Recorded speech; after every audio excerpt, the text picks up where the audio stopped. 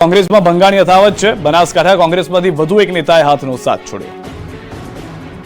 ચૂંટણી પહેલા બનાસકાંઠામાં કોંગ્રેસમાં મોટું ભંગાણ થયું। બનાસકાંઠા કોંગ્રેસમાંથી વધુ એક નેતાએ રાજીનામું ધરી દીધું। થરાદ તાલુકા બક્ષીપંચ મોરચાના અધ્યક્ષે કોંગ્રેસ છોડી દેતા બનાસકાંઠા પંથકનું રાજકારણ ગરમાયું। પહાડસિંહ બારોટે કોંગ્રેસનો હાથ છોડી દીધો છે અને થરાદમાં સીએમની હાજરીમાં પોતાના સમર્થકો સાથે પહાડસિંહ ભાજપમાં જોડાઈ ગયા। રામ મંદિરના આમંત્રણનો અસ્વીકાર કર્યો હોવાથી ધર્મનું અપમાન કર્યું હોવાના આક્ષેપ સાથે પહાડસિંહે કોંગ્રેસને રામ રામ કરી દીધા। અત્યારે વડોદરા લોકસભા બેઠકના કોંગ્રેસ ઉમેદવાર જયપાલસિંહ પઢિયાર અનોખા અંદાજમાં દેખાયા। શ્રી મહાકાલ સેના સેવા ટ્રસ્ટ દ્વારા આયોજિત સમૂહ લગ્નમાં નેતાજીએ મન મૂકીને ડાન્સ કર્યો। જયપાલસિંહ પઢિયાર સમૂહ લગ્નમાં હાજરી આપવા ગયા હતા અને ત્યાં સંગીતના તાલે ડાન્સ કરતા નજરે પડ્યા। સમૂહ લગ્નમાં જાનૈયાઓએ જયપાલસિંહ પઢિયારને ખભે બેસાડી નચાવ્યા હતા। સીએમની હાજરીમાં બનાસકાંઠામાં ભાજપનો ભરતી મેળો યોજાયો। થરાદમાં કોંગ્રેસ આપના નેતાઓએ કર્યો કિસરિયા। ચૂંટણી આવતા આવતા તો કોંગ્રેસ અને આપના જાણે કે કાંગરા જ ખરી ગયા છે। બનાસકાંઠામાં યોજાયેલા ભાજપના ભરતી મેળામાં મોટી સંખ્યામાં નેતાઓ અને કાર્યકરોએ કેસરિયા કર્યા। થરાદમાં કોંગ્રેસ તેમજ આપના નેતાઓ ભાજપમાં ભળી જતા ચૂંટણી પહેલા બનાસકાંઠાનું રાજકારણ ગરમીના પારાની જેમ ગરમાયું। કોંગ્રેસના પ્રદેશ મહામંત્રી રહેલા અને કોંગ્રેસના એક સમયના વરિષ્ઠ નેતા રહી ચૂકેલા ડીડી રાજપૂત ભાજપમાં પડ્યા। મુખ્યમંત્રી ભૂપેન્દ્ર પટેલના હસ્તે પહેર્યો ભાજપનો ખેસ।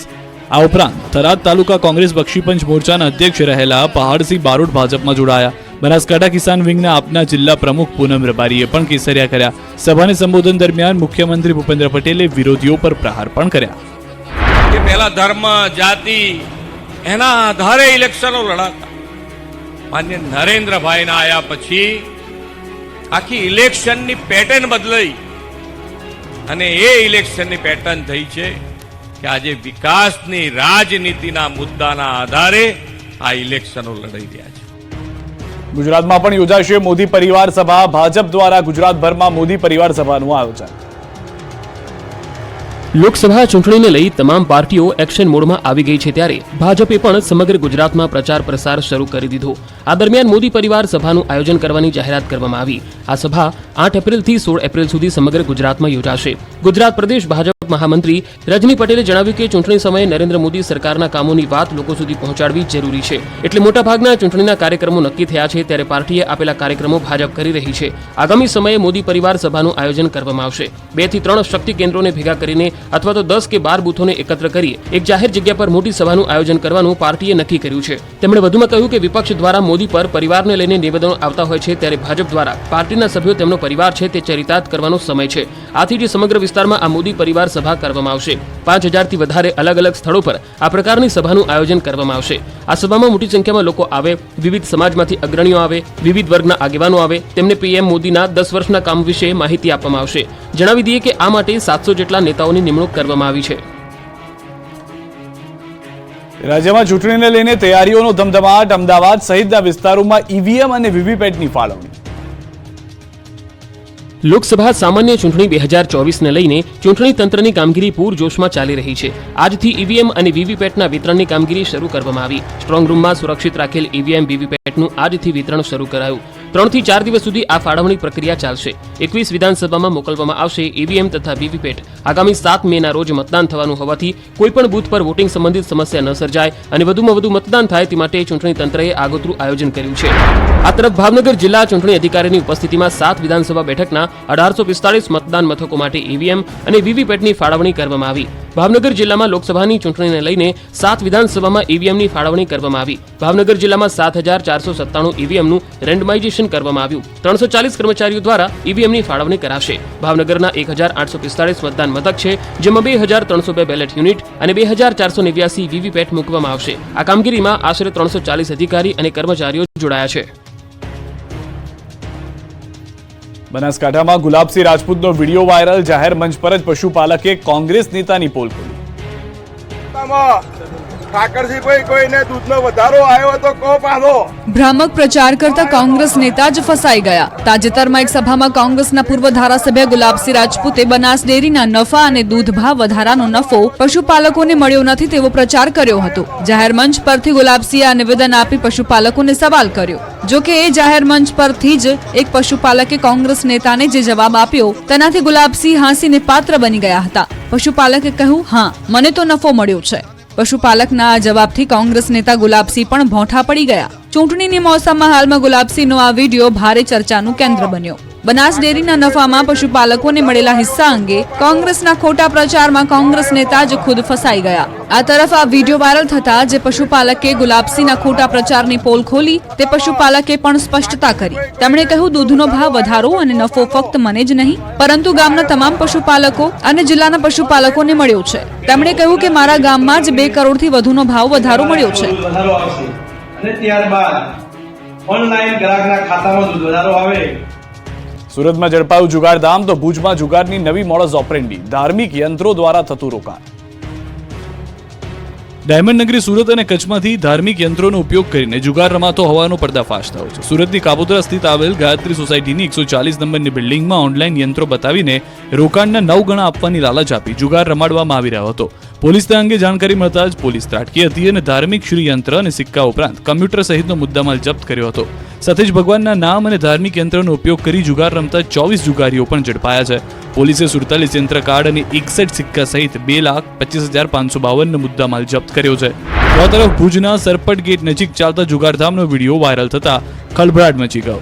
ધાર્મિક યંત્રોના લકી ડ્રોના નામે જુગારધામ ચાલતું હોય તેવો વિડીયો વાયરલ થતા પોલીસની કામગીરી સામે પણ સવાલો ઊભા થયા. જો તમારા ઘરે બાવા બનીને કોઈ આવે તો થઈ જજો સાવધાન, લાખોની ઠગાઈ કરનારો ઢોંગી બાબા પકડાયો. સુરતમાં ઢોંગી બાબાએ લોકો સાથે કરી લાખોની ઠગાઈ. જહાંગીરપુરા પોલીસે આ કેસમાં મુખ્ય આરોપીને મહેસાણાના દહેગામથી ઝડપી પાડ્યો. આરોપીની મોડસ ઓપરેન્ડી વિશે જાણી પોલીસ પણ ચોંકી ગઈ હતી. આરોપીઓ વલસાડથી સુરત આવી મંદિર બહાર વૃદ્ધ અને આધેડ વયના વ્યક્તિઓને ટાર્ગેટ કરતા. મોંઘીદાટ કારમાં આવી એવી વ્યક્તિઓની રાહ જોતા જેમણે કિંમતી ઘરેણાં ધારણ કરેલા હોય. મંદિર ક્યાં છે તેવા સવાલો પૂછી વાતચીત કરી તેમનું વશીકરણ કરી લૂંટતા.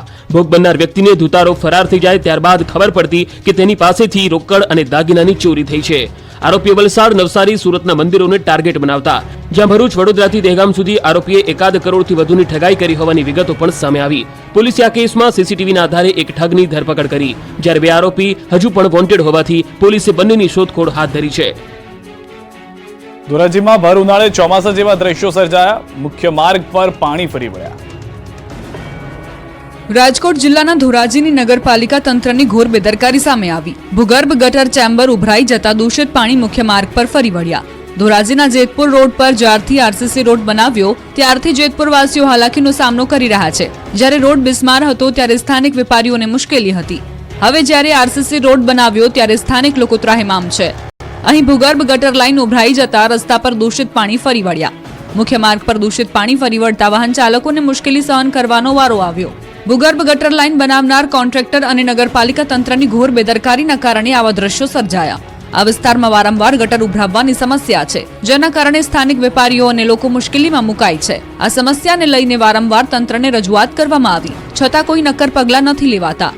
4-5 દિવસ દરમિયાન ભૂગર્ભ ગટર ચેમ્બર ઉભરાઈ જાય છે અને દૂષિત પાણી મુખ્ય માર્ગ પર આવી જાય છે. અહીં ભર ઉનાળે ચોમાસા જેવા દ્રશ્યો સર્જાય છે, જેથી સ્થાનિકોની માંગ છે કે ઝડપથી આ સમસ્યાનું નિરાકરણ આવે. ભાવનગરના ઘોઘામાં ઘેર ઘેર બીમારીના ખાટલા, નાના બાળકોને ઝાડા ઉલટીના કેસ. કાળઝાળ ગરમી વચ્ચે ભાવનગર જિલ્લામાં રોગચાળાએ અજગરી ભરડો લીધો છે. ઘોઘા ગામના લોકોને છેલ્લા 1 અઠવાડિયાથી રોગચાળાએ બાનમાં લીધા. ખાસ કરીને નાના બાળકો અને વૃદ્ધો ઝાડા ઉલટી સહિતની બીમારીથી હેરાન પરેશાન છે. દિવસે ને દિવસે ગરમીનું પ્રમાણ વધતું જાય છે. છેલ્લા 2-3 દિવસથી ઝાડા ઉલટીના રોગચાળાએ માથું ઉચક્યું છે. વધી રહેલા રોગચાળા પાછળ આરોગ્ય કેન્દ્રના મેડિકલ ઓફિસર દૂષિત પાણીને જવાબદાર ગણી રહ્યા છે. તેઓએ જણાવ્યું કે રોગચાળો ફેલાવા પાછળ પાણી પુરવઠો બોર્ડ દ્વારા ઘોઘાની જનતાને અપાતું દૂષિત પાણી છે. ગંદા પાણીને કારણે ઘોઘામાં ઘરે ઘરે માંદગીના ખાટલા જોવા મળી રહ્યા છે. સામૂહિક આરોગ્ય કેન્દ્ર તેમજ અન્ય ખાનગી દવાખાનાઓમાં સારવાર મેળવવા માટે દર્દીઓની લાઈનો લાગેલી હોય છે. આ તરફ સ્થાનિકો પણ કહી રહ્યા છે કે છેલ્લા ઘણા દિવસથી ડોળું અને દુર્ગંધ મારતું પાણી આવે છે, જે બિલકુલ પીવા લાયક પણ હોતું નથી. લાંબા સમયથી આવું પાણી આવતું હોવા છતાં તંત્ર દ્વારા કોઈ પગલાં ન લેવાતા આ વિસ્તારમાં રોગચાળાએ ભરડો લીધો છે. રોગચાળો અટકાવવા અને દૂષિત પાણી અંગે કોઈ નક્કર કામગીરી કરવા સ્થાનિકોએ માંગ કરી છે. 5 વર્ષ બાદ 3 જિલ્લામાં સિંચાઈ માટે પાણી છોડાયું. ઉત્તર ગુજરાતના 3 જિલ્લાઓને થશે ફાયદો. રાજ્ય સરકાર દ્વારા ઉત્તર ગુજરાતના મહેસાણા, પાટણ અને બનાસકાંઠા જિલ્લાના ખેડૂતોને સિંચાઈ માટે નર્મદાના પાણીની મુદત 15 માર્ચથી વધારી 15 મે સુધી કરાઈ છે. પાણી છોડાતા એક અંદાજ મુજબ 13 તાલુકાની 86,000 હેક્ટર જમીનને સિંચાઈનો લાભ મળશે. ઉલ્લેખનીય છે કે આ અગાઉ 2019માં મે મહિનામાં સિંચાઈ માટે નર્મદાનું પાણી પૂરું પડાયું હતું. સિંચાઈ માટે નર્મદાનું પાણી છોડાતા મહેસાણાના 3, બનાસકાંઠા અને પાટણના 5 તાલુકાને સિંચાઈનો લાભ મળશે. ખેડૂતોને સિંચાઈ માટે 1.5 મહિના સુધી નર્મદાનું પાણી મળશે. ઉત્તર ગુજરાતના ખેડૂતોની હજારો હેક્ટર જમીનને આ પાણીથી સિંચાઈનો લાભ મળવાનો છે. જરૂરી સમયે જ તંત્ર દ્વારા પાણી છોડાતા આ 3 જિલ્લાના ખેડૂતો ખુશ થયા. ઘઉંની મબલખ આવકથી હિંમતનગર માર્કેટ યાર્ડ ઉભરાઈ ગયું. માર્કેટ યાર્ડ બહાર ટ્રેક્ટરોની લાઈન લાગી. સાબરકાંઠા જિલ્લાના હિંમતનગર માર્કેટિંગ યાર્ડ ખાતે ઘઉંની અધધા આવક શરૂ થઈ. માર્કેટ યાર્ડ બહાર ટ્રેક્ટરોનો ખડકલો જોવા મળ્યો. જો કે ઘઉંના ભાવમાં ઘટાડો થતા ખેડૂતોમાં કચવાટ જોવા મળ્યો. હિંમતનગર માર્કેટિંગ યાર્ડ ખાતે તમામ સિઝનમાં ટ્રેક્ટરનો ભરાવો થતો હોય છે. ઘઉંની સિઝન છેલ્લા કેટલાય દિવસથી શરૂ થઈ છે, ત્યારથી જ ઘઉંની આવક પણ વધી ગઈ છે. માર્કેટિંગ યાર્ડ આગળ બંને બાજુ ઘઉં ભરેલ ટ્રેક્ટરની લાઈનો લાગી છે. 15,000 થી 17,000 બોરી ઘઉંની આવક થતા માર્કેટ યાર્ડ ઘઉંથી છલોછલ થઈ ગયું. ભાવની વાત કરીએ તો 480 થી લઈને 700 રૂપિયા પ્રતિમણના ક્વોલિટી પ્રમાણે ભાવ મળી રહ્યા છે. આમ તો કમોસમી વરસાદના કારણે ખેડૂતોના પાકનો ઉતારો ઘટી ગયો છે અને સામે ખાતર, બિયારણ, દવાઓના ભાવ પણ આસમાને પહોંચ્યા છે. આ દરમિયાન ઘઉંના ઓછા ભાવ મળતા ખેડૂતોમાં નારાજગી જોવા મળી. અધૂરામાં પૂરું 2 દિવસથી ખેડૂતોને લાઈનમાં ઊભું રહેવું પડે છે અને જે ભાવ મળે છે તેમાં લાવવા લઈ જવાનું પણ ભારે પડે છે. વરિયાળીના નીચા ભાવે ઊંઝાના ખેડૂતોને ખૂબ રડાવ્યા. આ વર્ષે ઓછા ભાવે વરિયાળી વેચવા ખેડૂતો મજબૂર. મહા મહેનતે ઉગાડેલા પાકનો પોષણક્ષમ ભાવ ન મળતા ખેડૂતોના હાલ બેહાલ થયા. મહેસાણાના ઊંઝા પંથકમાં વરિયાળીના પૂરતા ભાવ ન મળતા ખેડૂતો ઓછા ભાવે માલ વેચવા મજબૂર બન્યા. ગત વર્ષે વરિયાળીનો ભાવ ખૂબ જ સારો હતો, જેના કારણે ખેડૂતોએ આ વર્ષે પણ મોટી આશા સાથે વરિયાળીનું મબલખ વાવેતર કર્યું. ખેડૂતોએ વરિયાળીનું વાવેતર અને તેનું જતન કરવા માટે સારો એવો ખર્ચ પણ કર્યો, પરંતુ જગતના તાતને ક્યાં ખબર હતી કે તેમને જે ખર્ચ કર્યો છે તે આ વર્ષે માથે પડવાનો છે. વરિયાળીનો ઓછો ભાવ મળતા ઊંઝા પંથકના ખેડૂતોની રાતા પાણીએ રોવાનો વારો આવ્યો, કેમ કે ગત વર્ષે એવરેજ જે વરિયાળીનો ભાવ 3,000 રૂપિયા આસપાસ હતો, જે વરિયાળીનો ભાવ આ વર્ષે 1,000 થી 1,400 અને 1,500 થી 2,000 મળી રહ્યો છે. કેટલાક ખેડૂતો તો 1,000 રૂપિયા કરતા પણ ઓછા ભાવે વરિયાળી વેચવા મજબૂર બન્યા. ઊંઝા પંથકમાં વરિયાળીનું વાવેતર કરનાર ખેડૂતો સરકાર પાસે આશા રાખી રહ્યા છે કે તેમને ટેકાના ભાવ મળવા જોઈએ, તો બીજી બાજુ ઊંઝાના વેપારીઓ પણ માની રહ્યા છે કે ખેડૂતોને હાલમાં વરિયાળીના આ ભાવ પોસાય એમ નથી. પરંતુ હાલમાં જે પ્રમાણે વાવેતર થયું છે એને જે મુજબ વરિયાળીની ડિમાન્ડ જોવા મળી રહી છે, હાલમાં આ જ ભાવ મળી શકે તેમ છે. હાલમાં તો વરિયાળી વાવનાર ખેડૂતોને સરકાર પાસે આશા છે કે તેમને તેમના વાવેતર કરેલા પાકના સારા ભાવ મળે. સુરતી વાલીઓની પહેલી પસંદ બની સરકારી શાળા. એડમિશન માટે વાલીઓએ લગાવી છે પડાપડી. હાલના સમયમાં સામાન્ય રીતે વાલીઓમાં ખાનગી શાળામાં બાળકને ભણાવવાનો ક્રેઝ છે, પરંતુ સુરતી લાલાઓનો અંદાજ જરા જુદો છે. અહીં સરકારી શાળામાં બાળકના એડમિશન માટે વાલીઓએ રીતસરની પડાપડી કરી. જ્ઞાન અને સંસ્કારોની સાથે અદ્યતન સુવિધા ખાનગી શાળાઓમાં મળે છે, તે સરકારી શાળાઓમાં મળતી નથી તેવી માનસિકતા ધરાવતા કેટલાક વાલીઓ માટે સુરતની સરકારી શાળા બોધપાઠ બનીને સામે આવી છે. સુરતની મોટા વરાછામાં વિસ્તારમાં આવેલી પાલિકા સંચાલિત સરકારી શાળાઓમાં પ્રવેશ મેળવવા વાલીઓનો રીતસરનો ધસારો જોવા મળ્યો. શાળામાં 3500 વિદ્યાર્થીઓની ક્ષમતા સામે દર વર્ષે 2,000 થી 3,000 વિદ્યાર્થીઓનું વેઇટિંગ લિસ્ટ બોલાય છે, જે ચાલુ વર્ષે પણ પ્રથમ દિવસે 600 થી 700 જેટલા પ્રવેશ ફોર્મ એડમિશન માટે આવી ચૂક્યા છે. આશ્ચર્યની વાત તો એ છે કે માત્ર આ એક એવી શાળા છે જ્યાં નજીકના લોકો ખાનગી શાળાના બાળકો અહીંયા અભ્યાસ માટે મૂકતા હોય છે. આ શાળા સુરતની અતિ આધુનિક અને ડિજિટલ શાળામાંની એક છે. રાજકોટ લોકસભાની બેઠકના ઉમેદવાર અને ક્ષત્રિયોના વિરોધનો સામનો કરી રહેલા પરસોત્તમ રૂપાલા હળવા મૂડમાં જોવા મળ્યા. સુરતમાં ધામેલિયા પરિવાર દ્વારા આયોજિત ક્રિકેટ લીગમાં રૂપાલાએ બેટિંગ કરી પીચ પર ચોગ્ગા છગ્ગા ફટકાર્યા. એક તરફ ક્ષત્રિય સમાજ દ્વારા સમગ્ર ગુજરાતમાં રૂપાલાનો વિરોધ થઈ રહ્યો છે, ત્યારે પાટીદાર સમાજના મતને એન્કેશ કરવા રૂપાલાએ સભા સંબોધી હતી. સ્ટેડિયમમાં ક્રિકેટ રમ્યા બાદ રૂપાલા સભા સંબોધવા નીકળ્યા હતા. ખેડાના ગળતેશ્વર તાલુકામાં ક્ષત્રિય સમાજના લોકોએ રૂપાલા સામે રોષ ઠાલવ્યો. ઠાસરા ગળતેશ્વરના ક્ષત્રિય આગેવાનો એકત્ર થઈને રૂપાલાની ઉમેદવારી રદ કરવાની માંગ સાથે મામલતદારને આવેદનપત્ર પાઠવ્યું. આ દરમિયાન ભાજપના કેટલાક હોદ્દેદારો પણ વિરોધ પ્રદર્શનમાં સામેલ થયા. ગળતેશ્વર તાલુકાના ભાજપના ઉપપ્રમુખ રણવીરસિંહ સહિતના કેટલાક આગેવાનો હાજર રહ્યા હતા. ક્ષત્રિય સમાજના લોકોએ ચીમકી ઉચ્ચારી છે કે માંગ નહીં સંતોષાય તો ગામે ગામ ભાજપની પ્રવેશબંધીના બેનર લગાવાશે. લોકરક્ષક અને પીએસઆઈ ભરતી માટે ફોર્મ ભરવાની શરૂઆત થઈ ગઈ છે. 4 દિવસમાં 1,55,000 ઉમેદવારોએ અરજી કરી, જેમાંથી 1,18,000 એપ્લિકેશન કન્ફર્મ થઈ છે. પરીક્ષા માટે કુલ 7.5 લાખથી વધુ અરજીઓ આવવાની શક્યતા છે. ગુજરાત પોલીસ ભરતી બોર્ડના અધ્યક્ષ હસમુખ પટેલે આ અંગે માહિતી આપી. ઉમેદવારને કોઈ હાલાકી ન પડે તે માટે હેલ્પલાઇન નંબર પણ જાહેર કરવામાં આવ્યો છે. છેલ્લા દિવસોમાં સર્વર પર લોડ વધવાના કારણે ફોર્મ ભરવામાં હાલાકી થઈ શકે છે, ત્યારે ઉમેદવારોને વહેલી તકે ફોર્મ ભરવાની પ્રક્રિયા પૂર્ણ કરવા હસમુખ પટેલે સૂચના આપી છે. રાજસ્થાનના પૂર્વ મુખ્યમંત્રી અશોક ગેહલોત ગુજરાતની મુલાકાતે છે, ત્યારે તેમણે બનાસકાંઠાના ડીસાની મુલાકાત લીધી. માલગઢ ગામમાં અશોક ગેહલોતે સભા યોજી, જેમાં કોંગ્રેસ આગેવાન ગેનીબેન ઠાકોર સહિત મોટી સંખ્યામાં કોંગ્રેસના આગેવાનો અને કાર્યકરો ઉપસ્થિત રહ્યા. કોંગ્રેસ કાર્યકરોએ અશોક ગેહલોતનું ઉષ્માભેર સ્વાગત કર્યું, તો ગેહલોત પણ બધા જ કાર્યકરોને મળ્યા. સાથે જ કોંગ્રેસ ઉમેદવાર ગેનીબેન સાથે ચર્ચા પણ કરી.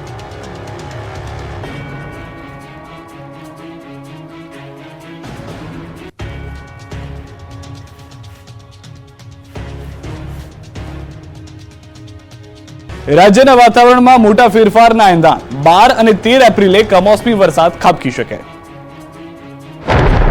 ભર ઉનાળે ત્રાટકશે આકાશી આફત. 12 અને 13 એપ્રિલે માવઠાની આગાહી. રાજ્યના કેટલાક વિસ્તારોમાં બેવડી ઋતુનો માર છે. આ દરમિયાન હવામાન વિભાગે કહ્યું છે કે આગામી દિવસોમાં કમોસમી વરસાદ ત્રાટકશે.